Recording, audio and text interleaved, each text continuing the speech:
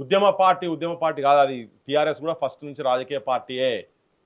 TRS ఎన్నడూ ఉద్యమాలలో ఏదో ఇట్లా ముంగడికి వచ్చినట్టు వచ్చి వెనుకకు పోయారు అంతే కానీ మిలియన్ మార్చ్లో కానీ సాగరహారంలో కానీ ఇవన్నీ ఫస్ట్ వ్యతిరేకించి ముందు నడిపించింది ఆయన కాదు అవన్నీ చాలా మంది అరే మరి గద్దర్లు మేము మా సొంటోళ్ళము వివలక్కలు మా సొంటోళ్ళం అంతా ఏం చేసినామండి మరి అందరూ మీకు రాజకీయ పార్టీ అయ్యేసరికి మీకు నచ్చలేదని చెప్పి వినండి. ఉద్యమాలు జనాన్ని ఒక్కటి తీసుకొస్తాయి, రాజకీయాలు స్ప్లిట్ చేస్తాయి, జనంలో వైరుధ్యాన్ని తీసుకొస్తాయా అంతే.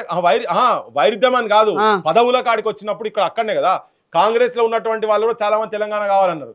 కానీ నేనే ఛాంపియన్ అని చెప్పి కేసీఆర్ అన్న కాడ వచ్చినప్పుడు అప్పుడు స్ప్లిట్ అయిపోయి ఉన్నారు. అయినా కానీ కేసీఆర్ కూడా గెలిచిండు వద్దనుకొని ప్రజాస్వామ్యం దాంట్లో ఈయన ఎంత తప్పులు చేసినా కానీ పోయి ఎన్నడు రాజీనామా చేస్తే వీళ్ళు ఓడిపోతే మళ్ళా తెలంగాణ వాదం పోతుందిరా నాయన అన్నట్టుగా ఓట్లేసారు. నువ్వు తెలంగాణ కావాలన్నా వద్దా అని తెలంగాణలో కనుక ఈ ఒక్కటే అంశం మీద ఓట్లేసేది ఉంటే 100% తెలంగాణ కావాలని ఓటు పడుతుండే.